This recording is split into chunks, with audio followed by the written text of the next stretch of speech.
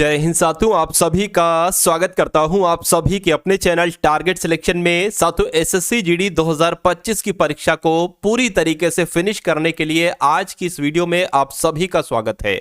मेरा मानना है साथियों कि अगर आप इस वीडियो को पूरा देख लेते हैं तो ये एकमात्र वीडियो आपकी शिफ्ट पर साथियों भारी पड़ेगी। तो अगर आप अपने एग्जाम को बहुत आसानी के साथ साथियों क्रैक करना चाहते हो और फाइनल लिस्ट में अपना नाम लाना चाहते हो तो मैं कहूंगा आज की इस वीडियो का हर एक एक गोल्डन क्वेश्चन का आंसर आपके मनोमस्तिष्क में स्टोर होना चाहिए। तो साथियों, ये ऐसी क्लास है, पूरी एक्सपेक्टेड क्लास है, बहुत शानदार क्लास है। चलिए तो साथियों, 20 सवाल हिंदी के, 20 सवाल जीके के प्लस करंट अफेयर के, 20 सवाल रीजनिंग के और उसके बाद साथियों मैथ के। ऐसा पेपर आता है तो कैसा आपका एक्सप्रेशन होता है, कितना आपका स्कोर रहता है। पहला सवाल आपकी स्क्रीन पर है, कह रहे कि निम्नलिखित में से शुद्ध वर्तनी बताइए, यानी कि प्रादेशिक कैसे लिखा जाता है। ऐसे ऐसे ऐसे ऐसे मैं कहूंगा प्रादेशिक की सही वर्तनी तो ऑप्शन नंबर ए वाली हो जाएगी। अगला देखिए, शुद्ध वर्तनी वाला शब्द मुझे बता दीजिए तत्कालिक कैसे लिखा जाता है। ये तो हो गया तत्कालिक, गलत है, ये भी गलत हो जाएगा साथियों। उसके अलावा तात्कालिक लिखा हुआ है। यहां पर अगर साथियों हम लोग बात करते हैं कि ये कौन सा शब्द एक तरीके से लिखा हुआ है, ये आपको कुल मिला के यहां पर बताना है। साथियों, जिन्होंने वीडियो को अभी तक साथियों लाइक नहीं किया, मैं रिक्वेस्ट करूंगा उनसे कि वीडियो को आप लोग एक बार लाइक जरूर कर दीजिएगा, ठीक है ना। तो यहां पर अगर बात करें तात्कालिक ऐसे लिखा जाता है, कैसे लिखा जाता है, जैसे ऑप्शन नंबर सी में लिखा हुआ है। अगला सवाल देखिए, यहां पर आपसे पूछा जा रहा है कि इनने आपका घर देखा, वाक्य में अशुद्ध अंश आपको बताना है कौन सा है साथियों। तो यहां पर अगर बात करें, इनने नहीं आना चाहिए, इन्होंने आना चाहिए। इन्होंने आपका घर देखा है तो मैं कहूंगा अशुद्धि यहां पर है, यहां पर है, तो यही आपका राइट आंसर है। अगला देखिए, निम्नलिखित में से शुद्ध वर्तनी वाला शब्द बता दीजिए, यानी कि राजनीतिक कैसे लिखा जाता है, ये आपको यहां पर साथियों बताना है। तो राजनीतिक ये तो गलत लिखा हुआ है, सही कैसे लिखा जाता है, जैसे ऑप्शन नंबर बी में लिखा हुआ है। साथियों, आप मुझसे पहले आंसर देने की कोशिश किया कीजिए, नैनो सेकंड में का आंसर आ जाना चाहिए। नाक कट जाना, नाक कट जाने का मतलब क्या होता है भाई साहब, अधिक प्रिय होना तो नहीं, प्रतिष्ठा नष्ट हो जाना, यानी कि इज्जत में अगर कमी आ जाती है तो कहा जाता है भाई मेरी तो नाक कट गई, ठीक है। अगला देखिए, कह रहे कि दिए गए वाक्य में रेखांकित शब्द है, बिल्कुल है। इसको प्रतिस्थापित करने के लिए यानी कि इसकी जगह पर कौन सा शब्द आपका आ सकता है। हाथी दीर्घकाय पशु है, मतलब दीर्घकाय की जगह बड़ा आएगा कि हाथी बड़ा पशु है, या हाथी विशालकाय पशु है, या हाथी ताकतवर पशु है, या हाथी तेज पशु है। तो मैं कहूंगा यहां पर विशालकाय अगर शब्द आ जाता है तो वाक्य आपका पूरी तरीके से सही हो जाएगा। तो दीर्घकाय नहीं, विशालकाय यहां पर आना चाहिए। अगला देखिए, तहस नहस हो जाना, इसका मतलब क्या होता है बताइए। तो सब कुछ खत्म हो जाना, सब कुछ नष्ट हो जाना, इसको कहा जाता है कि सब तहस नहस हो गया। तो इस प्रकार जिनका आंसर ऑप्शन नंबर डी था बिल्कुल करेक्ट था। अगला देखिए, यानी कि अब महंगाई भारी मात्रा में बढ़ रही है, तो ये भारी मात्रा में बढ़ रही है, इसकी जगह पर क्या आना चाहिए। अब महंगाई खूब बढ़ रही है, अब महंगाई तेजी से बढ़ गई है, ये नहीं होना चाहिए, ठीक है।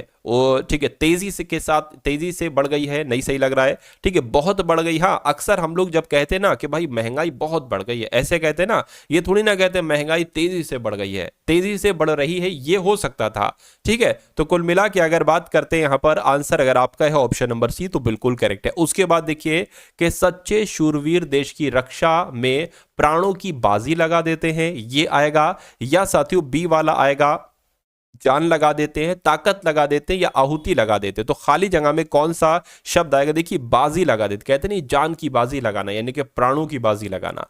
तो कुल मिला के राइट आंसर आपका ए हो जाएगा। अगला देखिए, कहने के गौरव का लाघव से वही संबंध है जो नकल का किस्से है। अब देखिए, गौरव का लाघव से वही संबंध है जो नकल का किस्से है, ये बात आपको यहां पर साथियों बताना है। तो क्या हो सकता है साथियों, यहां पर आपका राइट आंसर देखिए और फटाफट आप लोग यहां पर बता दीजिए।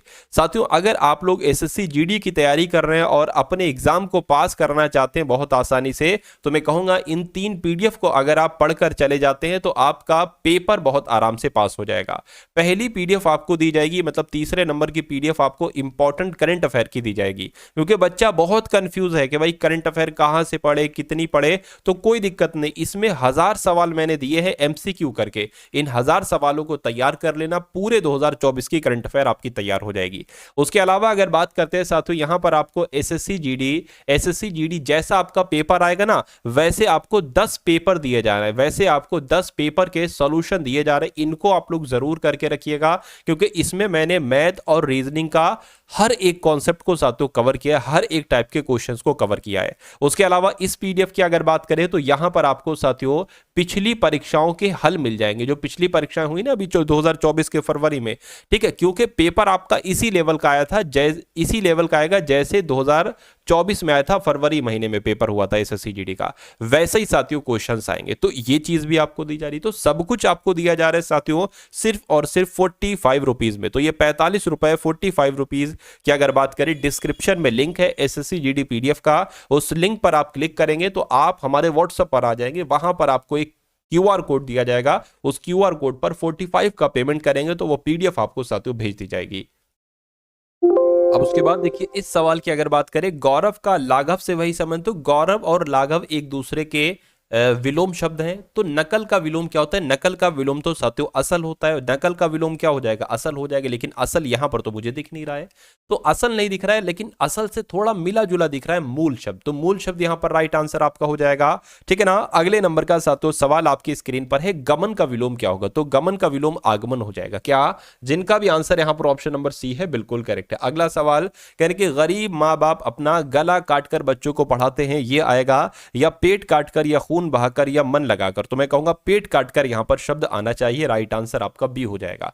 रुख का पर्यायवाची आपको यहां पर बताना है साथियों, तो रुख का पर्यायवाची क्या हो जाएगा? विटप, प्रसून, तड़का या हैरंब। तो मैं कहूंगा विटप हो जाएगा। सही जवाब आपका ऑप्शन नंबर ए हो जाता है भाई, बहुत बढ़िया, वेरी गुड क्लास। चलिए अगला सवाल है, कह रहे कि तुम लोग अपना लेख लिखो, ठीक है, अपना लेख, इसकी जगह पर साथियों क्या शब्द आ जाएगा? बस इतनी सी बात आपको यहां पर बतला देना है। चलिए तो अगर बात करें अपना अपना, क्योंकि यहां पर तुम लोग शब्द की बात की गई तो बहुत सारे बच्चे हैं, तो तुम लोग अपना अपना लेख लिखो, ये होना चाहिए था। उसके बाद देखिए धीरू और वीरू का पैर घुंघरू का साथ है, दिल दिमाग का साथ है, कुत्ते हड्डी का साथ है, या चोली दामन का साथ है।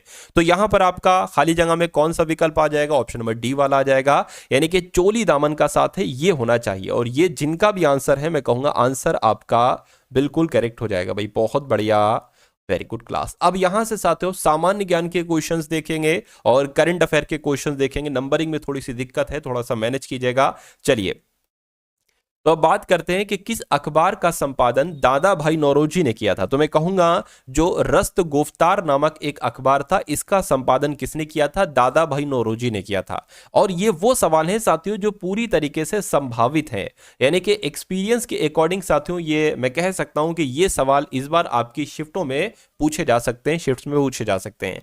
उसके बाद देखिए निम्नलिखित नेताओं में से कौन काकोरी ट्रेन डकैती मामले में अभियुक्त नहीं था? तो बताने का मकसद आपको यह है कि कौन कौन इसमें ऐड थे। तो राम प्रसाद बिस्मिल इसमें थे। काकोरी ट्रेन डकैती मामले में कौन कौन अभियुक्त नहीं थे? कौन अभियुक्त थे? तो राम प्रसाद बिस्मिल थे, रोशन सिंह थे, राजेंद्र नाथ लाहिड़ी थे, लेकिन भगत सिंह नहीं थे, तो यही आपके सही जवाब हो जाएगा। अगला देखिए भारतीय क्रांतिकारी ने, किस भारतीय क्रांतिकारी ने में से जर्मनी के सहयोग से अंग्रेजों के खिलाफ सशस्त्र विद्रोह का विचार किया था? तो यहां पर अगर हम बात करते हैं बाघा जतिन जी की, तो ये एक भारत के क्रांतिकारी थे और इन्होंने जर्मनी के सहयोग से अंग्रेजों के खिलाफ सशस्त्र विद्रोह का विचार किया था। किसने? बाघा जतिन ने।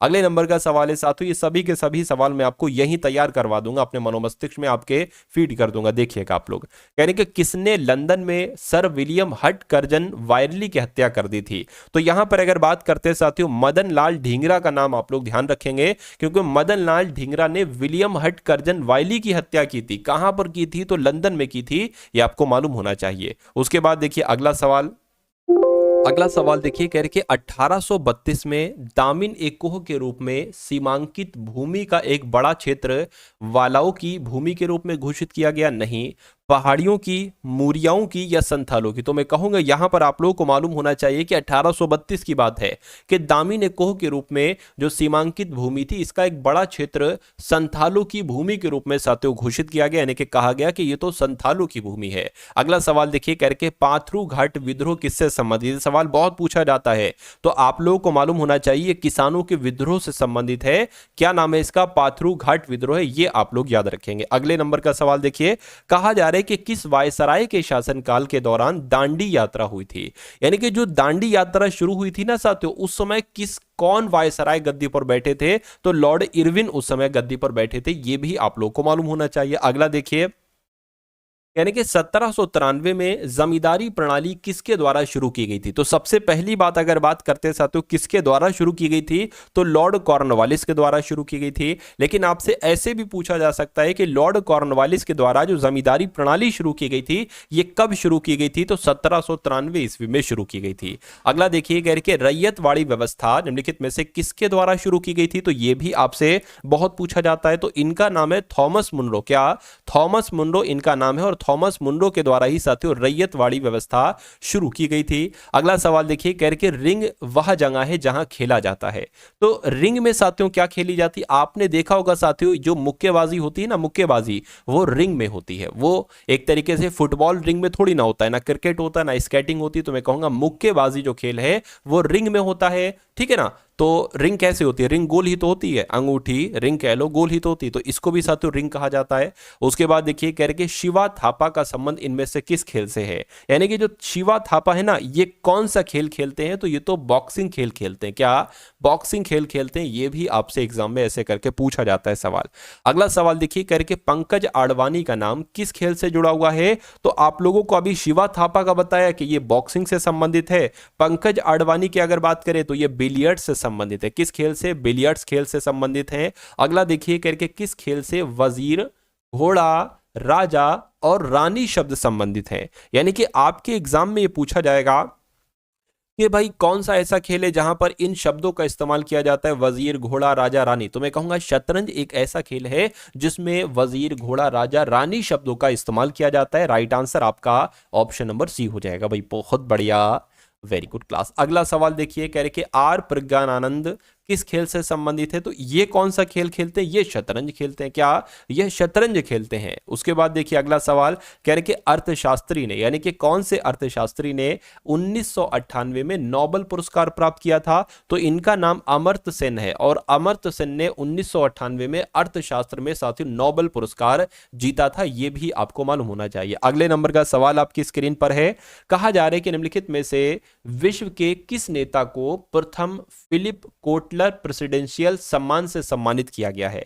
तो किसकी बात चल रही है? क्या आपका सही जवाब होगा? मैं कहूंगा नरेंद्र मोदी आपका बिल्कुल सही जवाब हो जाएगा। उसके बाद देखिए अगला सवाल, नॉर्वे का सबसे प्रतिष्ठित पुरस्कार नॉर्वे नेशनल अवार्ड पाने वाले पहले भारतीय अभिनेता कौन थे? तो इनका नाम साथियों क्या था? आदिल हुसैन इनका नाम था। और आदिल हुसैन को, ठीक है, नॉर्वे नेशनल अवार्ड ये पाने वाले पहले भारतीय अभिनेता थे। और ये जो अवार्ड है ना ये नॉर्वे का सबसे प्रतिष्ठित अवार्ड है। उसके बाद देखिए भारत और पाकिस्तान द्वारा सर्वोच्च नागरिक सम्मान पाने वाले पहले एकमात्र भारतीय नेता साथियों कौन थे? तो क्या इनका नाम था? मोरारजी देसाई इनका नाम था। और ये भारत रत्न और निशाने हिंद की बात चल रही है, यानी कि भारत का पुरस्कार हो जाएगा भारत रत्न और पाकिस्तान का हो जाएगा सर्वोच्च नागरिक पुरस्कार निशाने पाकिस्तान। ठीक है, तो ये किसको सबसे पहले दिया गया था? पाने वाले एकमात्र भारतीय नेता कौन थे साथियों? तो मोरारजी देसाई है। आंसर आपका ऑप्शन नंबर सी हो जाएगा। अगले नंबर का सवाल आपकी स्क्रीन पर है। कहा जा रहा है साथियों आपसे कि किस प्रकार की सरकार में ईश्वर के नाम पर पुजारी शासन करते हैं? तो साथियों जो धर्म तंत्र वाली सरकार होती है ना इसमें ईश्वर के नाम पर पुजारी शासन करते हैं। अगला सवाल देखिए कह रहे हैं कि 14वें दलाई लामा रहते थे, धर्मशाला में रहते थे या कलिम्पोंग में या शिलोंग में या गंगटोक में? तो ये धर्मशाला में रहते थे। राइट आंसर आपका ऑप्शन नंबर ए हो जाएगा। अब उसके बाद देखिए अब यहां पर साथियों आपके सामने रीजनिंग के क्वेश्चन शुरू हो चुके। कौन से क्वेश्चन साथियों?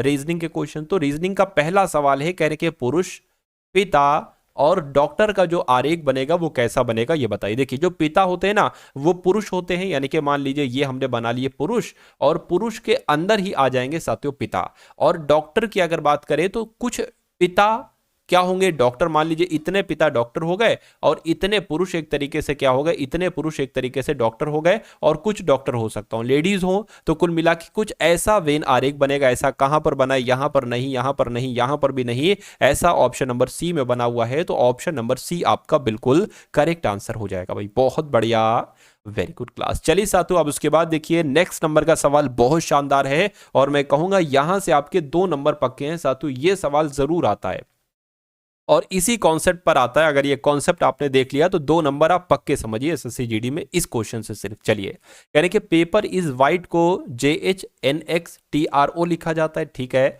बॉटल्स आर वाइट को HNNXTP लिखा जाता है, ठीक है। बॉटल्स इज ब्रोकन को HNTROSNG लिखा जाता है, ठीक है। तो कहने के पेपर के लिए क्या कोड होगा, पेपर का आपको कोड बताने, किसका, पेपर। अब पेपर का कोड ये है, यानी कि पेपर का कोड हो सकता हो JH हो या NX हो या TRO हो। लेकिन इससे निकालने से पहले साथियों हम इज का कोड हमें निकालना होगा और वाइज का कोड निकालना होगा। इज का कोड और साथियों वाइट का कोड हमें निकालना होगा, ठीक है ना। तो इज और वाइट देखिए कहां पर है, इज और देखिए एक तो वाइट यहां पर है, यानी कि इसमें से कुछ सेम होगा, वो वाइट का कोड होगा। क्या सेम है देखिए जरा, NX और HNTP नहीं साथियों, NX यहां पर भी है, NX यहां पर भी है, यानी कि ये NX जो होगा वो साथियों वाइट का कोड हो जाएगा। तो अब हमारा आंसर NX नहीं हो सकता क्योंकि NX वाइट का कोड है। अब इज का कोड देख लीजिए, एक तो इज ये साथियों यहां पर है और एक इज यहां पर है, यानी कि इसमें से और इसमें से कुछ सेम हो रहा होगा। देखिए TRO यहां पर भी है, TRO यहां पर भी है, यानी कि TRO ये इज का कोड हो गया। अब देखिए यहां पर अगर बात करें, इज का कोड है TRO तो आंसर नहीं होगा, वाइट का कोड है NX ये आंसर नहीं होगा, बचा पेपर। पेपर का कोड क्या हो जाएगा, JH हो जाएगा। और यही आपसे पूछा गया था कि पेपर का कोड क्या होगा, तो साथियों JH हो जाएगा। JH कौन से ऑप्शन में है, तो ऑप्शन नंबर बी वाले में है, बी वाले में है, तो यही आपका बिल्कुल करेक्ट आंसर है भाई, बहुत बढ़िया, वेरी गुड क्लास। अगला सवाल एक नंबर सीरीज वाला, ऐसा सवाल भी साथियों आपसे पूछा जाता है कि 10 है, 11 है, 19 है, 46 है और 110 है, तो आपको बताने कि अगला नंबर यहां पर साथियों क्या हो सकता है, फटाफट बताइए। देखिए सिंपल सा, यहां पर तो मैंने 1 बढ़ा दिया, 11 से 19 हुआ है तो मैं कहूंगा यहां पर 8 बढ़ा है। अच्छा यहां पर कितना बढ़ा है साथियों, मान लीजिए 16 हो गया, 16 में से 9 जाएगा तो कितना बचेगा, 7 बचेगा, ये 3 हो जाएगा तो यहां पर 2 आ जाएगा, 27 बढ़ा है। इसकी अगर बात करें, ये कितना बढ़ा है साथियों, यहां पर 4 आ जाएगा और ये आपका 6 यानी कि 64 बढ़ा है, तो यहां पर कितना बढ़ना चाहिए। अब आप यहां पर एक चीज देख रहे होंगे साथियों, ये 8 जो है ना, ये 2 का क्यूब है, 27 3 का क्यूब है, 64 4 का क्यूब है, और मान लेते ए 1 का क्यूब ए है, 1 हो जाएगा। तो यहां पर 5 का, सॉरी यहां पर क्यूब आएगा, ठीक है, तो 5 का क्यूब यहां पर आएगा, यानी कि यहां पर 125 आएगा। तो जैसे आपने 10 में 1 जोड़ा 11 हो गया, 11 में 8 जोड़ा 19 हो गया, 19 में 27 जोड़ा 46 हो गया, 46 में 64 जोड़ा 110 हो गया, 110 में 125 जोड़ेंगे तो यहां पर वाला हमें नंबर प्राप्त हो जाएगा। तो 110 और 125 कितना होता है साथियों, 235 होता है। अब देखिए क्या 235 ऑप्शन में कहीं पर है, तो बिल्कुल मुझे दिख रहा है ऑप्शन नंबर ए वाले में है, तो यही तो आपका बिल्कुल करेक्ट आंसर हो जाएगा। अब उसके बाद देखिए अगला सवाल साथियों, अगर आप टारगेट सिलेक्शन हमारे चैनल की अगर बात करें, तो इस चैनल का नाम साथियों क्या है, टारगेट सिलेक्शन इस चैनल का नाम है। और अगर आपने साथियों हमारे इस चैनल को अभी तक सब्सक्राइब नहीं किया है तो टारगेट सिलेक्शन को साथियों सब्सक्राइब कर लीजिए। मैं कहूंगा कि हिंदी में आपका इतना पढ़ा दूंगा कि हिंदी में 20/20 कहीं नहीं आपका गया, ठीक है ना। रीजनिंग की अगर बात करें, रीजनिंग में आपको ऐसी पढ़ा दूंगा कि 20 में से 20 सही क्वेश्चन करके आओगे। एक आध क्वेश्चन की बात अलग है, वो हो सकता है एग्जामिनर गुस्से में बहुत कठिन सवाल दे दे तो आप ना कर पाओ। मैथ में भी यही चीज आपकी रहेगी, 20 में से 20, यानी कि 80 क्वेश्चन में से 60 क्वेश्चन तो आपके ऐसे ही सही हो गए। अब बचा जीएस में, अगर जीएस में आपने साथियों 11 से 12 प्रश्न भी सही कर लिए तो तब भी ये 70 के ऊपर स्कोर हो गया, यानी कि 80 में से अगर कोई बंदा 70 प्रश्न सही कर रहा है तो वो रैंकर्स की श्रेणी में आएगा। तो अगर आप रैंकर्स की श्रेणी में आना चाहते हो, 100% आप सिलेक्शन लेना चाहते हो, तो इस क्लास को साथियों डेली देखा करिए। डेली मैं यहां पर टारगेट सिलेक्शन पर साथियों क्लास लाता हूं। तो इस चैनल को आप लोग तुरंत सब्सक्राइब करके बेल आइकन पर साथियों क्लिक कर लीजिए, ठीक है ना। और इस वीडियो को अगर लाइक नहीं किया तो रिक्वेस्ट आपसे यही है कि वीडियो को भी जरूर लाइक कर दीजिए। चलिए अगले नंबर का आप सवाल देख लेते हैं। आखिर इसमें क्या है, देखिए कहने कि एडी है, EH है, तो यहां पर कौन से 2 लेटर आएंगे, उसके बाद MP ही आना चाहिए। अब देखिए A से D हुआ है, मैं कहूंगा 4 बड़ा है, ठीक है, तो यहां पर मैं कहूंगा 4 बड़ा है या 5। अगर मान लीजिए यहां पर भी अगर हम 4 बढ़ा लेते हैं तो E में अगर 4 बढ़ाएंगे तो I आ जाना चाहिए। अच्छा I एक यहां पर है, एक यहां पर है, तो अगर हम I में 4 बढ़ाएंगे क्या M आता है, बिल्कुल साथियों I 9 पर होता है, M 13 पर होता है, 4 बढ़े यानी कि यहां पर I आ जाएगा, ठीक है। D 4 पर होता है, H 8 पर होता है, यहां पर भी 4 बढ़ा है। अगर यहां पर हम साथियों 4 बढ़ाएंगे तो एक तरीके से कितना आ जाएगा, L आ जाना चाहिए। L कहां पर है, अच्छा L में अगर 4 बढ़ाएंगे तो P आता है, बिल्कुल, तो मैं कहूंगा IL हो जाएगा। और IL कहां पर है, IL ऑप्शन नंबर C वाले में है। उसके बाद देखिए साथियों नेक्स्ट नंबर का सवाल आपकी स्क्रीन पर है। कह रहे कि एक कक्षा में कुल 30 छात्र हैं, ठीक है। आदित्य योग्यता क्रम में ऊपर ऊपर की ओर से 11वां, यानी कि मान लीजिए ये योग्यता क्रम है, ये योग्यता क्रम है। और अगर यहाँ से हम काउंट करते हैं तो जो आदित्य है ना, आदित्य आदित्य की साथियों रैंक क्या है, आदित्य की रैंक 11वीं है, ठीक है ना, 11वीं रैंक। यानी कि यहाँ एक होगा, 2 3 4 5 6 7 8 9 10 और एक, ठीक है 11, ठीक है, क्या है ये 11 हो गया। और नीचे से अगर इसको काउंट किया जाता है तो नीचे से आदित्य की रैंक क्या होगी ये आपको बताना। और टोटल कितने छात्र हैं, टोटल साथियों 30 छात्र हैं।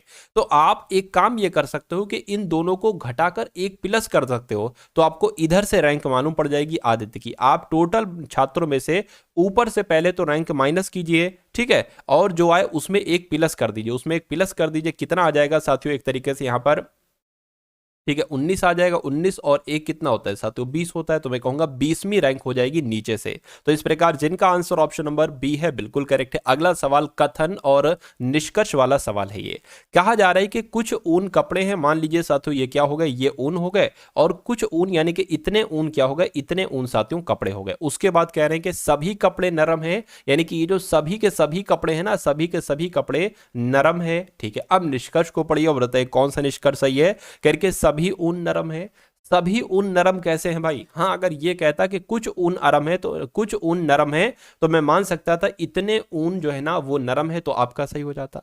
लेकिन सभी ऊन नरम नहीं है तो ये गलत हो जाएगा, ठीक है। कुछ ऊन नरम है, सभी ऊन नरम है, कुछ ऊन नरम है, हाँ भाई कुछ ऊन नरम है, इतने ऊन नरम है, तो ये आपका सही हो जाएगा। यानी कि केवल अनुसरण करता है 2 नंबर।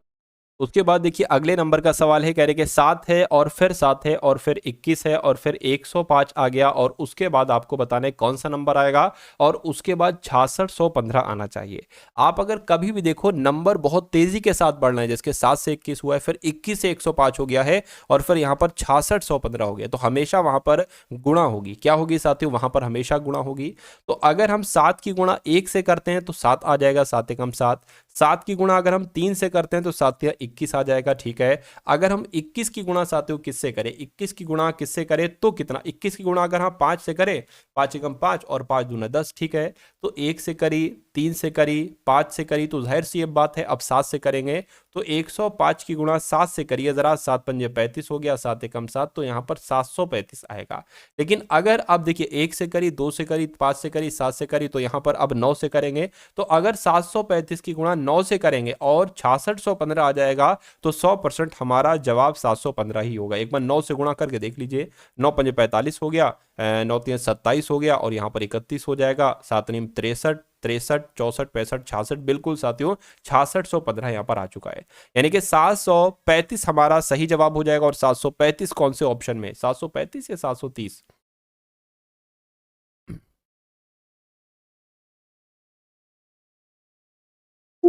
तो 735 ही आना चाहिए। इसको साथियों 5 आप लोग कर लेंगे। तो इस प्रकार आंसर जिनका भी ऑप्शन नंबर बी के साथ है बिल्कुल करेक्ट। अगला सवाल आपकी स्क्रीन पर है साथियों, देखिए सवाल को और बताइए सही जवाब आपका क्या होगा। ये क्वेश्चन भी बहुत अच्छा है, ठीक है। और एक देखेंगे इस सवाल को, कह रहे हैं कि 8 मित्र हैं। कितने लोग हैं साथियों, 8 मित्र हैं, A B C D E F G H, एक वृत्ताकार मेज के परिता केंद्र की ओर मुख करके बैठे हैं। लेकिन ये जरूरी नहीं कि इसी क्रम में बैठे। अब सवाल आपका यहां से स्टार्ट होता है, ठीक है। तो 8 लोग हैं, 8 लोगों की हम बना लेते, 1 2 3 4 5 6 7 और 1 8। कह रहे हैं कि इफ जो है ना ये डी के ठीक बगल में बैठा है, तो अभी हमें नहीं पता है कि डी के दाईं ओर बैठा है या एफ या बाईं ओर बैठा है, तो इसको स्किप कर दीजिए।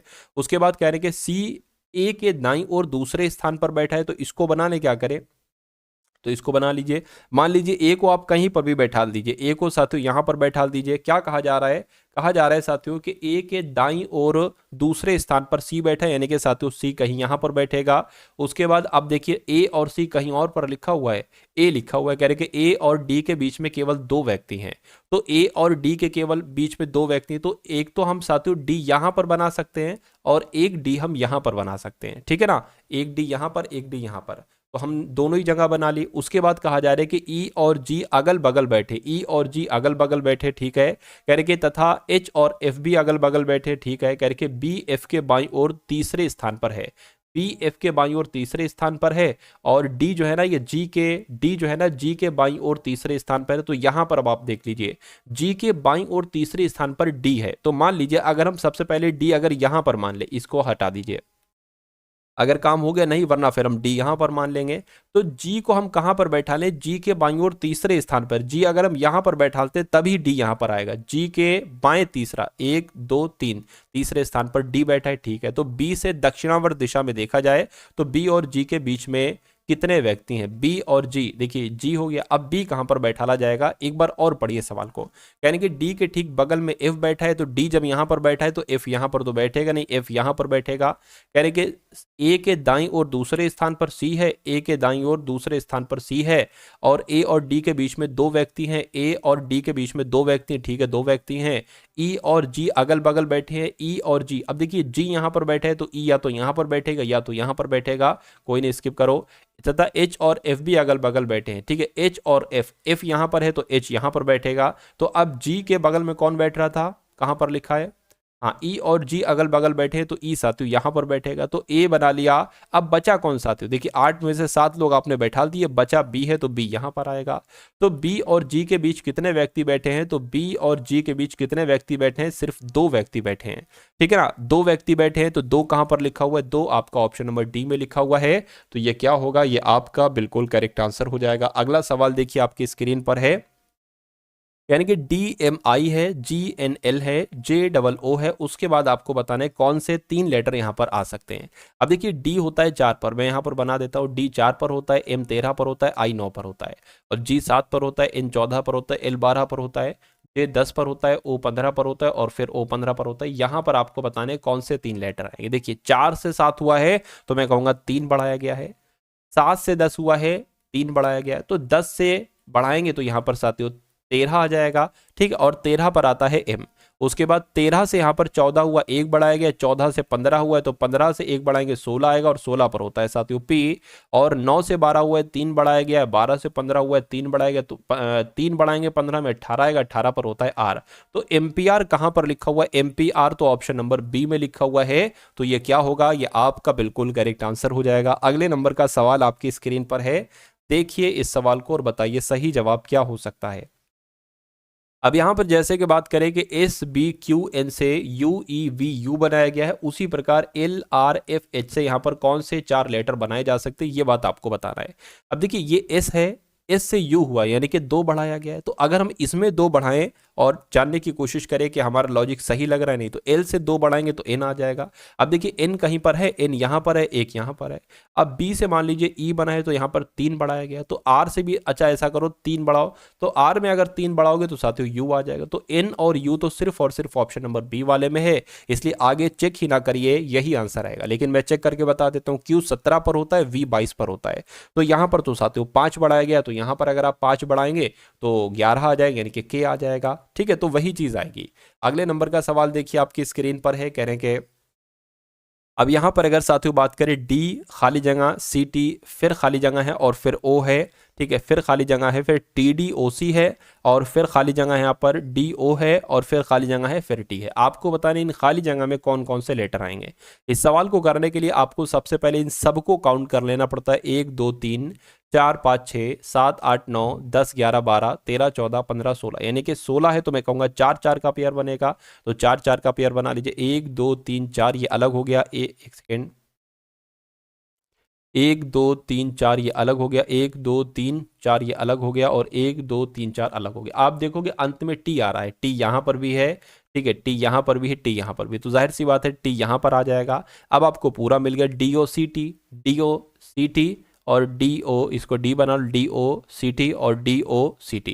यानी कि अब आप देख लो, आपने अपने पेन से क्या क्या लिखा है, आपने ओ लिखा है, आपने डी लिखा है, आपने सी लिखा है, आपने टी सी लिखा है, तो ये कौन से ऑप्शन में लिखा हुआ है, O D C T C, ये तो ऑप्शन नंबर ए में लिखा हुआ है, तो इसलिए आपका राइट आंसर यही हो जाएगा, ऑप्शन नंबर ए वाला। अब उसके बाद देखिए अगले नंबर का साथियों सवाल है आपकी स्क्रीन पर, इस क्वेश्चन को देखिए और बता डालिए राइट आंसर आपका क्या होगा करके। निश्चित कूट भाषा में T U R T L E को R W P V J G लिखा जाता है, तो O C T O P U S को क्या लिखा जा सकता है, ये चीज आपको यहां पर बताना है। चलिए, तो तो अगर हम साथियों वही चीज करें जैसे कि टी से यहाँ पर आर मान लेते हैं, टी से आर हुआ है तो टी होता है 20 पर और आर होता है 18 पर, यानी कि 2 घटाया गया। तो इसमें भी अगर हम 2 घटाएं तो एम आ जाना चाहिए, एम यहाँ पर है, यहाँ पर है, यहाँ पर है।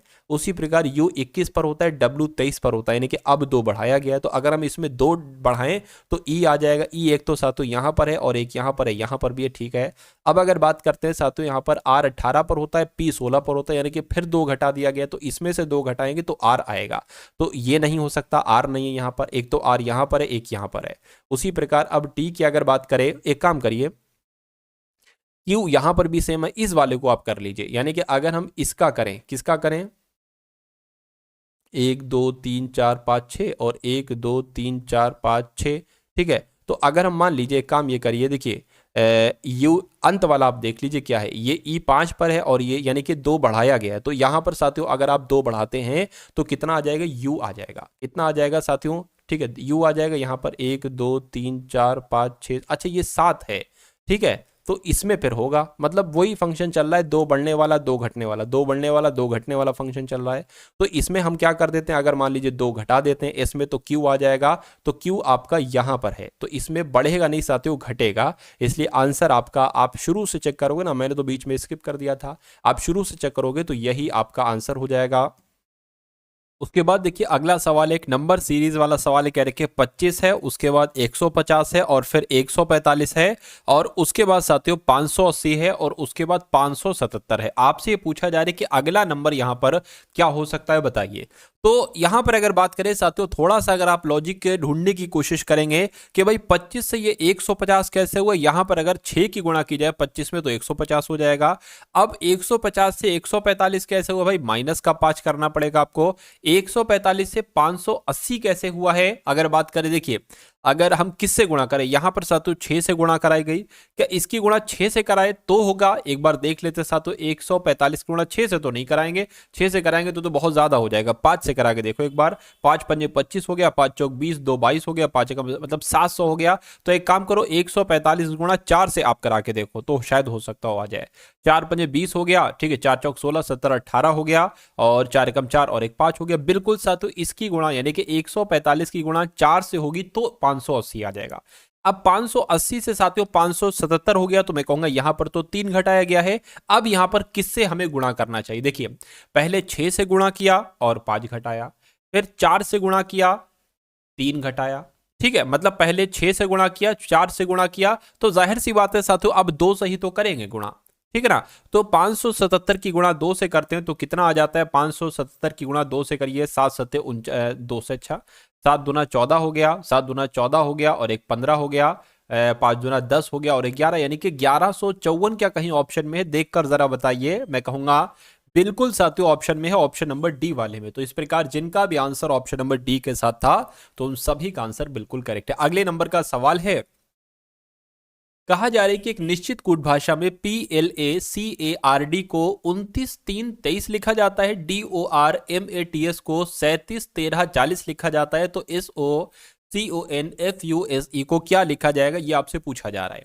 चलिए देखिए नंबर की अगर बात करें तो P आपका 16 पर होता है, L आपका 12 पर होता है, A 1 पर होता है, C 3 पर होता है, A 1 पर होता है, R 18 पर होता है, D 4 पर होता है। ये 23 कैसे हुआ है, देखिए यहां पर 1 2 3 4 5 6 7, 1 2 3 4 5 6 7, 7 लेटर हैं यहां पर, और यहां पर 3 एक तरीके से हैं कहीं ना कहीं।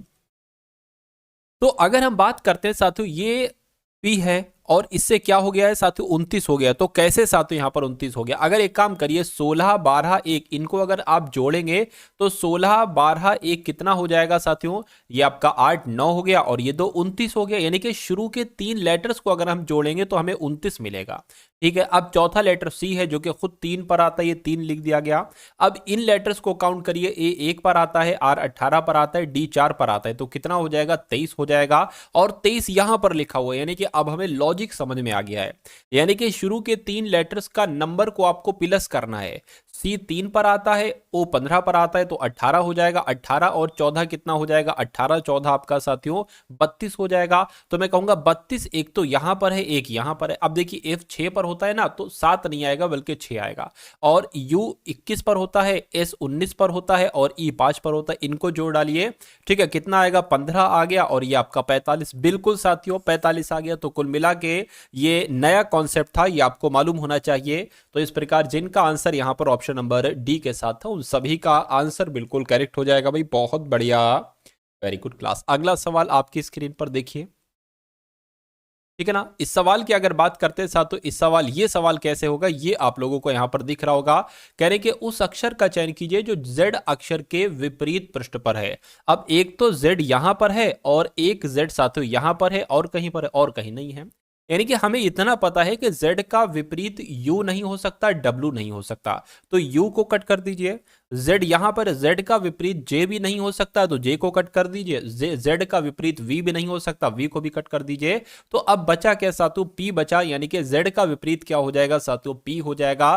तो यही तो आपका बिल्कुल करेक्ट आंसर। अगला सवाल आपकी स्क्रीन पर, यानी कि रंजन रितेश के पिता है जो सोनी के नाना है। अब यहां पर देखिए, बहुत ध्यान से देखिएगा, रितेश के पिता का नाम क्या है? रंजन है। तो मान लीजिए साथियों ये रितेश हो गए, और रितेश के पिता की अगर बात करें तो रितेश के पिता का नाम क्या है साथियों? रंजन है। ठीक है, रितेश के पिता का नाम क्या है? रंजन है। उसके बाद कह रहे कि जो सनी के नाना है, यानी कि जो रितेश है ना, रितेश ये सनी के नाना है। सनी के नाना का मतलब पता क्या होगा? रितेश की कोई पत्नी होगी, ठीक है, ठीक है ना, फिर इन दोनों की कोई बेटी होगी, उस बेटी मान लीजिए ये है, उस बेटी का जो बेटा है, उस बेटी का बेटा जो है ना, उसका नाम है साथियों सनी। क्या? उसका नाम है यहां पर सनी। यानी कि रितेश की बेटी के बेटा जो होगा वही तो कहेगा साथियों नाना। अरे भाई सनी नाना कहेगा रितेश को, तो यहां पर बताया गया सनी के नाना है। कौन सनी के नाना है? जो का मतलब होता है दूसरे वाले के लिए, यानी कि सनी के नाना रितेश हैं। ठीक है, चलिए अब कहने की दक्षिता रीमा की पुत्री है। अभी नहीं पता है दक्षिमा कौन है, रीमा कौन है। शिखा सीमा की सास है। ठीक है, रितेश शिखा का इकलौता पुत्र है। रितेश जो है ना साथियों, ये शिखा का इकलौता पुत्र है। रितेश शिखा का इकलौता पुत्र है। तो मैं कहूंगा रंजन की पत्नी होंगी शिखा, रंजन की पत्नी होंगी शिखा, और शिखा माता हो जाएंगी रितेश की, और रितेश के पिताजी हो जाएंगे रंजन। उसके बाद कह रहे हैं कि पल्लवी सनी की बहन है। यानी कि अगर बात करते हैं सनी की बहन की, तो सनी की बहन का नाम क्या है? पल्लवी है। सनी की बहन का नाम क्या है? पल्लवी है। चलिए दक्षिता की सनी से क्या संबंध ही आपसे पूछा जा रहा है, इसको एक बार और देखिए। यानी कि रंजन रितेश के पिता है। भाई रंजन रितेश के पिता है, हो गया। जो सनी के नाना है, ठीक है, सनी के नाना है। दक्षिता रीमा की पुत्री है। अब एक काम करिए, अब पता दक्षिता रीमा की पुत्री है, दक्षिता रीमा की पुत्री है, यानी कि रीमा यहीं पर ही आएंगी। और रीमा की पुत्री कौन हो जाएंगी साथियों? दक्षिता हो जाएंगी। कौन हो जाएंगी? दक्षिता हो जाएंगी। यानी कि रीमा का पति है रितेश। ठीक है, तभी यही पॉसिबल हो रहा था। दो जगहें खाली थी, एक बेटी की और एक पत्नी की जगह खाली थी, तो यही दोनों होगी, और क्या हो सकता है। तो देखिए दक्षिता का सनी से क्या संबंध है, यानी कि दक्षिता क्या कहेगी सनी को? तो दक्षिता, अच्छा सॉरी, दक्षिता का सनी से क्या संबंध, यानी कि सनी क्या कहेगा दक्षिता को? तो सनी तो अपनी माता जी कहेगा। क्या कहेगा? माता जी कहेगा। तो माता जी कहां पर लिखा हुआ है? ऑप्शन नंबर बी में लिखा हुआ है। अब उसके बाद देखिए अगले नंबर का सवाल है, कह रहे कि जैसे यहां पर साथियों 6 से 85 बनाया गया है, वैसे ही 97 नंबर किस नंबर से बनाया जाएगा? 7 से, 4 से, 12 से, या साथियों 10 से? बताइए साथियों। यहां पर अगर हम बात करें, देखिए अगर इसका हम डिफरेंस निकालते हैं तो 3 आता है। 3 की गुणा 2 से करते हैं तो साथियों 6 मिल जाएगा। ठीक है, इन दोनों का डिफरेंस 2 है। अगर 2 की गुणा 2 से कराते हैं तो यहां पर 4 मिल जाएगा। तो साथियों क्या आपका आंसर हो जाएगा? 4 हो जाएगा, और 4 आपके ऑप्शन में भी है। तो इस प्रकार जिनका भी आंसर ऑप्शन नंबर बी के साथ है, उन सभी का आंसर बिल्कुल करेक्ट हो जाएगा। अगला सवाल आपकी स्क्रीन पर है, यहां पर 47 + 12 भाग 288 गुणा 18। कहने के प्लस का मतलब है गुणा, तो प्लस जहां पर दिखे वहां पर गुणा लिख देना, गुणा। ठीक है, प्लस और भाग का अर्थ है, ये क्या लिखा हुआ है? ठीक है, प्लस का अर्थ है गुणा। ठीक है, यहां ये माइनस है। कहने के माइनस का अर्थ है क्या साथियों? यहां पर मैं आपको लिख के बता देता हूं। कहने के माइनस का अर्थ है प्लस, और गुणा का अर्थ है भाग, और उसके बाद साथियों भाग का अर्थ क्या है? भाग का अर्थ है यहां पर माइनस। तो अब इसको साथियों आप कैलकुलेट कर लीजिए। ठीक है ना, तो 47 है, 12 है, 288 है, और साथियों 18 है। यहां पर अगर बात करते हैं साथियों हम लोग के प्लस आया है, प्लस का मतलब गुणा है तो गुणा आ जाएगा, भाग की बात करें भाग का मतलब माइनस है तो माइनस आ जाएगा, गुणा की बात करें गुणा का मतलब भाग है तो भाग आ जाएगा। इसको कैलकुलेट करा लीजिए।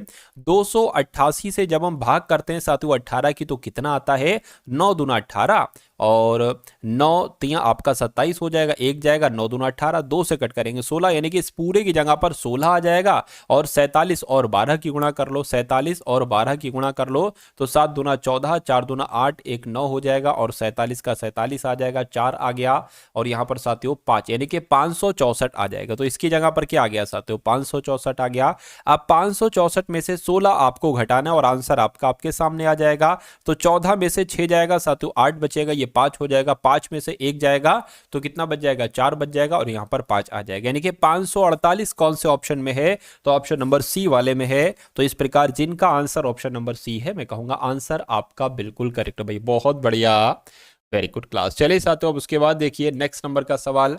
अब यहां पर अगर बात करें ये क्वेश्चन बहुत शानदार है, जैसे कि 5 3 से कैलकुलेट करके 125 बनाया गया है, वैसे ही साथियों यहां पर 11 और 2 की गुणा करके साथियों 121 बनाया गया है। तो आपको बताना है किसकी गुणा 7 से करते, मतलब किसको किसका संबंध करके, ठीक है, किस नंबर का और 7 का संबंध बना के 128 बनाया जा सकता है। अगर देखिए हम इसको क्यूब मान ले, जैसे कि 5 की घात अगर हम क्या कर दे 3 कर दे तो हमें क्या नंबर मिल जाएगा, 125 जो कि ये लिखा हुआ है। अगर हम 11 यहां पर लिखे और ये इसको स्क्वायर मान ले तो कितना निकल आएगा साथियों, 121 निकल आएगा। तो किसके ऊपर अगर हम पावर 7 रख दे, अगर मान लीजिए 2 की पावर हम 7 कर दें तो क्या 128 आएगा, देखिए जरा 2 गुणा 2 गुणा 2 गुणा 2 गुणा 2 और गुणा 2, ठीक है ना, 1 2 ये तो 6 हो गए, एक बार और कर लीजिए, 2 दूना 4, 4 दूना 8, 8 दूना 16, 16 दूना 32, 32 दूना 64, 64 दूना 128, बिल्कुल साथियों, यानी कि यहां पर 2 नंबर आ जाएगा और 2 नंबर कहां पर है, तो ऑप्शन नंबर बी वाले में। अगला सवाल आपकी स्क्रीन पर कह रहे हैं कि KINGDOM क्या KINGDOM को क्या लिखा जाता है साथियों, LKPHFQN लिखा जाता है, ठीक है। उसके बाद साथियों यहां पर आपसे क्या पूछा जा रहा है, आपसे पूछा जा रहा है TRIVIAL को क्या लिखा जा सकता है, बताइए।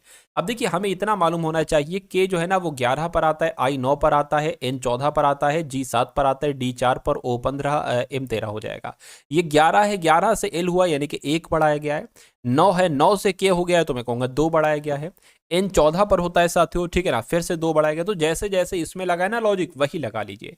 सबसे पहले यहां पर 1 बढ़ाया है तो इसमें जब 1 बढ़ाओगे तो U आएगा, ठीक है। अब R में 2 बढ़ाओगे तो साथियों T आएगा, UT हर एक ऑप्शन में है। अब N 14 से P हो गया है, फिर से 2 बढ़ाया गया तो साथियों I में 2 बढ़ाओगे क्या आ जाएगा, K आ जाएगा। और UT के किस ऑप्शन में है, मैं कहूंगा सिर्फ और सिर्फ ऑप्शन नंबर बी वाले में है। तो इस प्रकार जिनका भी आंसर ऑप्शन नंबर बी है, मैं कहूंगा आंसर आपका बिल्कुल करेक्ट है। आपको एग्जाम में ऐसा ही करना होगा और आगे बढ़ जाना होगा अगले क्वेश्चन की तरफ, ठीक है, क्योंकि आपके पास एग्जाम में इतना समय नहीं होगा कि आप पूरा पूरा ऐसे करके चेक करें, ठीक है ना। अगला सवाल देखिए, अब इसको आपको साथियों डिक्शनरी के अकॉर्डिंग लगाना है, यानी कि सबसे पहले कौन सा आएगा, उसके बाद और उसके बाद कौन सा आएगा, ऐसे करके आपको यहां पर साथियों लगाना होगा। तो अगर बात करें देखिए TAR यहां पर भी है, यहां पर भी है, यहां पर भी है, यहां पर भी और यहां पर भी है। तो अगर बात करते हैं TAM, यहां पर TR है सब में, लेकिन यहां पर TAM है तो R से पहले M आता है, यानी कि ये वाला सबसे पहले आ जाएगा और फिर उसके बाद साथियों क्या आ जाएगा, TARO बाद में आता है, N पहले आता है, G तो सबसे पहले आता है, ठीक है। तो मैं कहूंगा फिर एक वाला आपका आ जाएगा, यानी कि 4 आएगा, फिर 1 आएगा और उसके बाद TAR पहले आएगा या TARO पहले आएगा। तो इससे पहले तो भाई साहब ये वाला आ जाएगा, ये वाला 2 वाला पहले आ जाएगा, ठीक है। और ये तो TE ये तो बाद का, ये तो सबसे लास्ट में ही होगा, देखिए भाई, ठीक है। तो 2 हो गया और फिर 3 हो जाएगा और फिर 5 हो जाएगा। तो मैं कहूंगा ऐसा कहां पर लिखा हुआ है, 41 235 ऑप्शन नंबर ए में लिखा हुआ है। उसके बाद देखिए साथियों, अब यहां पर आपके सामने से मैथ के क्वेश्चन शुरू हो चुके हैं। तो मैथ के सभी क्वेश्चन बहुत इंपॉर्टेंट है। इन सभी क्वेश्चंस को बहुत अच्छे तरीके से अगर आप लोग देखते हैं तो मेरा मानना है कि मैथ आपकी अगर 19 है तो 20 हो जाएगी, यानी कि मजबूत अगर आपको मैथ करना है तो इन सभी सवालों को एक बार देख लीजिए। यानी कि 5000 की राशि है, यानी कि P बराबर कितना हो गया साथियों, 5000 हो गया। राशि पर, ठीक है, 5,000 की राशि पर 9% वार्षिक साधारण ब्याज दर कितने समय में 6800 हो जाएगी। यानी कि अगर दर की बात करते हैं, रेट की बात करते हैं तो 9% है, और कितनी हो जाती है साथियों, 6800 हो जाती है। यानी कि मिश्रधन कितना हो जाता है, 6800 हो जाता है। तो हमें साथियों क्या हमें निकालना है, कितने समय, यानी कि समय बराबर निकालना है। तो समय बराबर होता है साधारण ब्याज गुणा 100 बटे P इंटू टी। अब यहां पर साधारण ब्याज नहीं है, तो साधारण ब्याज पता है कैसे निकालते हैं, मिश्रधन में से आपको मूलधन घटा देना होता है। मिश्रधन यहां पर 6800 है, इसमें से साथियों 5000 घटा दीजिए। यानी कि साधारण ब्याज निकालने के लिए 6800 माइनस आपको करना पड़ेगा 5000। तो साधारण ब्याज कितना निकल आएगा साथियों, 1800 निकल आएगा। तो यहां पर रख दीजिए टी बराबर एसआई साधारण ब्याज कितना है, 1800 है, गुणा 100 हो जाएगा। पी कितना है साथियों, 5000 है पी, और टी कितना है, समय कितना है, समय नहीं, अच्छा सॉरी सॉरी गलती हो गई मुझसे। यहां पर साथियों देखिए, जब यहां पर P है तो यहां पर सॉरी T है तो यहां पर पी आर आएगा, और जब यहां पर R होगा तो यहां पर P और T आएगा। तो R कितनी दे रखी है, 9% दे रखी है, 9% यहां पर आ जाएगी। अब देखिए इन 3 जीरो से 2 तो ये जीरो कैंसिल हो जाएंगे, और एक ये जीरो कैंसिल हो जाएगा। 9 एकम 9, 9 दूना 18, 20 आ गया, 20/5 हो गया, कितना, 20/5 हो गया, 5 एकम 5, 5 चौक आपका 20 हो गया। यानी कि समय कितना निकला साथियों, समय आपका 4 वर्ष निकला। तो 4 वर्ष कौन से ऑप्शन में है, ऑप्शन नंबर सी वाले में है। तो ये आपका क्या होगा, बिल्कुल करेक्ट आंसर हो जाएगा। उसके बाद देखिए अगला सवाल कह रहे कि यदि कह रहे कि 5 संख्याएं हैं ए बी सी डी ई, इनका औसत 150 है, तो अगर मैं आपसे कहूं इनका योगफल कितना होगा, A plus B plus C plus D और प्लस ई का योगफल कितना होगा। तो 5 संख्या है ना, तो 5 की गुणा 150 से कर दो, यानी कि 15 पंजे 75, यानी कि 750 इनका योगफल हो जाएगा ए बी सी डी ई का। उसके बाद यदि पहली 3 संख्या, यानी कि पहली 3 संख्या ए प्लस बी प्लस सी, इनका औसत अगर 130 दे रखा है, तो इनका योग कितना होगा, 130 की गुणा 3 से कर दीजिए, 13 तिया 39 और एक जीरो लगा दीजिए। तो कह रहे कि अंतिम 2 संख्या यानी कि डी और ई का औसत आपसे पूछा जा रहा है। तो अगर हम देखिए, अगर हम इन सब में से यानी कि 750 में से 390 घटाते हैं, तो हमें डी और ई का योगफल मालूम पड़ जाएगा। अगर 750 में से 390 अगर हम घटा दें, ठीक है ना, तो हमें कितना मिल जाएगा साथियों, हमें यहां पर मिल गया डी और ई का योगफल।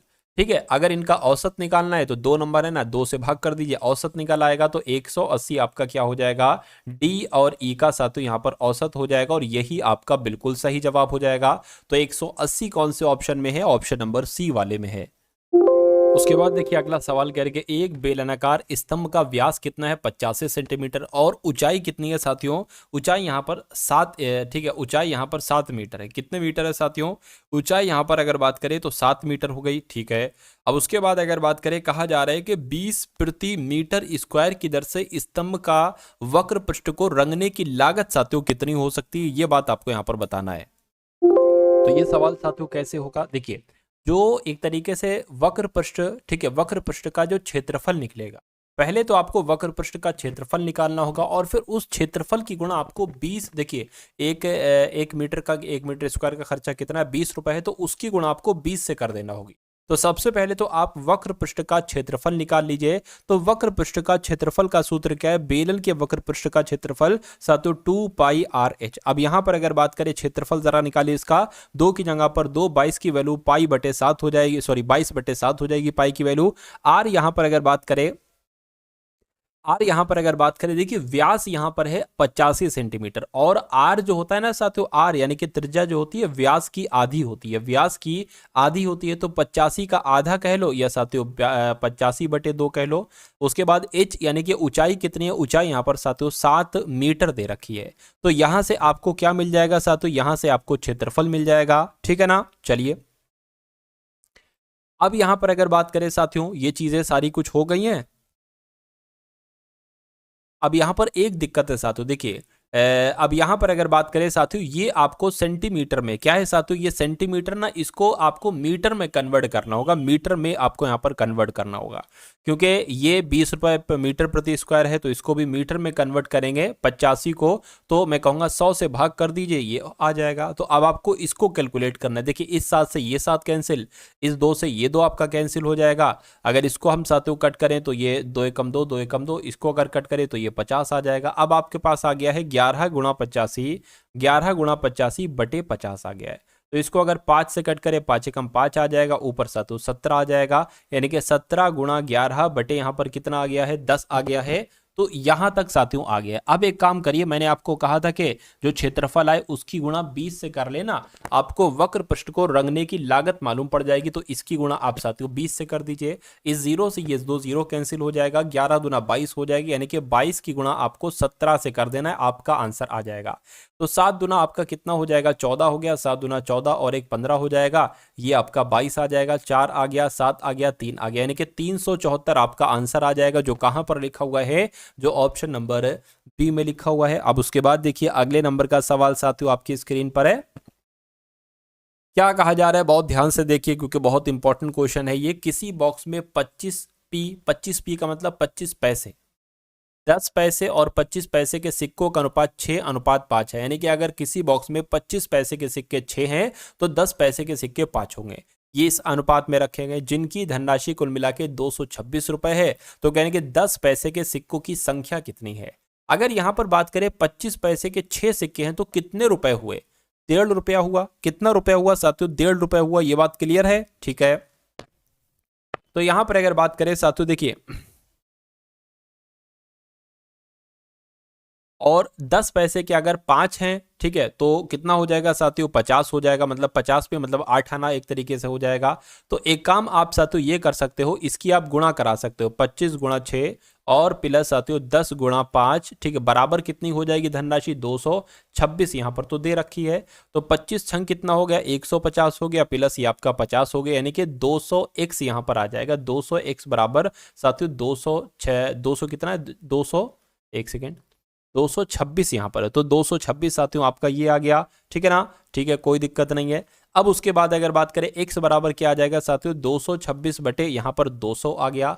अब एक काम आपको साथियों ये करना होगा, यहां पर साथियों ये रुपए में है, ये रुपए में है, लेकिन साथियों ये पैसे में है। तो ये पैसे में, इसको अगर पैसों में साथियों बदलना है आपको तो 100 से आपको गुणा करा लेनी चाहिए। ये भी अब पैसों में हो गए, तो 2 0 से 2 0 कैंसिल हो गए, 2 से कट करे, 2 एकम 2, 2 एकम 2, 2 3 6, यानी कि x बराबर 113 आ गया। तो 10 पैसे के सिक्कों की संख्या कितनी है, 10 पैसे के सिक्कों की संख्या 5 है, यानी कि 5x है। तो x बराबर 113 है, तो 5 गुणा 113 आप करा लीजिए, ठीक है ना। और 5 3 15 हो गया, 5 एकम 5 और एक 6 हो गया, 5 एकम 5, यानी कि 565 आपका आंसर आ जाएगा। जो 565 कौन से ऑप्शन में है, तो ऑप्शन नंबर डी वाले में है। अब अगले नंबर का सवाल देखिए, कह रहे 5 व्यक्तियों की औसत आयु 28 वर्ष है, ठीक है। यदि उनमें से एक को हटा दिया जाए तो औसत में 2 वर्ष की कमी हो जाती है। हटाए गए व्यक्ति की आयु कितने वर्ष है, ये आपसे पूछी जा रही है। देखिए 5 व्यक्तियों की औसत आयु अगर 28 वर्ष है, तो अगर मैं आपसे पूछूं 28 की गुणा अगर आप 5 से कर देंगे तो आपको 5 व्यक्तियों की कुल आयु का योग मालूम पड़ जाएगा। 5 अट्ठे 40 हो जाएगा, 5 दूना 10 14 हो गया, यानी कि 5 लोगों की आयु का कुल मिला के योग कितना हो गया, 140 हो गया। यानी कि यदि उनमें से एक को हटा दिया जाए, यानी कि 5 लोग थे ना, अब अगर एक को हटा दे यानी कि 4 लोग बच जाएं, तो औसत में 2 वर्ष की कमी आ जाती है। पहले 28 था, तो अब कितना हो जाएगा, औसत 2 वर्ष की कमी करके 26 हो जाएगा। तो जरा देखिए इन 4 लोगों का कुल मिला के योग कितना होगा, 26 की गुणा 4 से करा लीजिए साथियों, 6 चौक आपका 24 हो गया, 4 दूना 8 9 10, यानी कि 104 हो जाएगा, 104 हो गया। तो हटाए गए व्यक्ति की आयु कितने वर्ष है, देखिए 5 लोगों का कुल मिला के वजन 140 है और 4 लोगों का कुल मिला के वजन 104 है। तो 140 में से 104 जब आप घटाओगे तो कितना आपके सामने आ जाएगा, आपके सामने साथियों 36 आ जाएगा। तो मैं कहूंगा हटाए गए व्यक्ति की आयु कितनी होगी साथियों, 36 होगी। अच्छा यहां पर वर्ष है, ठीक है, मुझे लगा वजन के बारे में बात चल रही, कोई दिक्कत नहीं, वजन आए चाहे उसकी आयु आए, कोई भी चीज आए कोई दिक्कत नहीं साथियों। कॉन्सेप्ट जब आपको मालूम है तो कुछ भी आ जाए, एग्जामिनर कुछ भी दे दे, आप सवाल बहुत आराम से कर ले जाओगे। अब उसके बाद देखिए आज की इस वीडियो का अंतिम सवाल आपकी स्क्रीन पर है। कह रहे कि किसी टीवी का सूची मूल्य 15,000 है और उसके सूची मूल्य पर 18% की छूट दी जाती है। कितनी और छूट दी जाए, अतिरिक्त छूट दी जाए, जिससे ग्राहक को 10,947 रुपए में शुद्ध मूल्य में टीवी मिल जाए। अब देखिए 15,000 किसी वस्तु पर लिखे हुए हैं, टीवी पर 18% की छूट दी जाती है, यानी कि उसको साथियों 82% में बेचा जाता है। तो देखो जब 18% की छूट दी गई तो वो कितने रुपए में बिकी जाकर, इस 2 0 से ये 2 0 कैंसिल हो जाएंगे। 82 की गुणा साथियों 15 से कर लीजिए, 5 दूना 10 हो गया, 8 पंजे 40 हो गया और एक आपके 41 हो गए, ये आपका 82 आ गया, 0 आ गया, 3 आ गया, 12 आ गया। यानी कि अगर अगर बात करते हैं साथियों यहाँ पर अगर बात करें 15,000 रुपए की कोई चीज है, 82% में उसको बेचा जा रहा है, जो कि 18% की छूट से है, तो वो 12,300 रुपए की बिकेगी। तो 12,300 रुपए की बुकी। अब कहने कि और कितनी अगर छूट दी जाए जो कि वो 10,947 रुपए की हो जाए। तो अब देखो जरा कितने रुपए, देखिए इतने रुपए की तो वो चीज हो चुकी है, हमें बेचना है 10,947। देखिए कितनी की छूट दी जाए। तो हमें साथियों यहाँ पर 12,300 में से 10,947 घटाएंगे तो 3 आ गया, 5 आ गया, 3 आ गया, 1 आ गया, यानी कि इतने रुपए की छूट दी गई है। बस इसको आपको प्रतिशत में बदल लेना है 1353 को, तो प्रतिशत में इसको बदलेंगे क्योंकि इतनी की छूट दी गई है। नीचे क्या आ जाएगा, नीचे क्रय मूल्य आ जाएगा एक तरीके से, ठीक है ना, मतलब 12,300 आ जाएगा, 12,300 आ गया। तो इसको आप कैलकुलेट कर लीजिए, ये हो गया। 3 से कट करेंगे, 3 चौक 12, 3 एकम 3, 3 चौक 12, 3 पंजे 15, 3 एकम 3। और अगर इसको सातों कट करेंगे, ये कितनी बार में जाएगा, देखिए 41 एकम 41, ठीक है, और ये 4 जाएगा, फिर 41 हो जाएगा, तो 41 एकम 41, यानी कि 11% आपका यहाँ पर बिल्कुल करेक्ट आंसर हो जाता है भाई। बहुत बढ़िया, वेरी गुड क्लास। तो कैसी लगी साथियों आपको ये क्लास, एक बार कमेंट सेक्शन में आप लोग जरूर बताइएगा। इस वीडियो को साथियों लाइक कीजिएगा, वीडियो को शेयर कीजिएगा। और वीडियो में साथियों मैंने जिस पीडीएफ के बारे में साथियों बताया था, एसएससी जीडी पीडीएफ की, क्योंकि अंतिम समय है साथियों, अंतिम समय आपका, और पेपर में बहुत अधिक समय अब आपके नहीं है साथियों, ठीक है ना। तो आप क्या करेंगे साथियों, आप इस पीडीएफ को लेकर सरसरी निगाहों से अगर इसको पूरी पीडीएफ को देखकर चले जाते हैं, तो मेरा मानना है पेपर आपका बहुत शानदार आ जाएगा।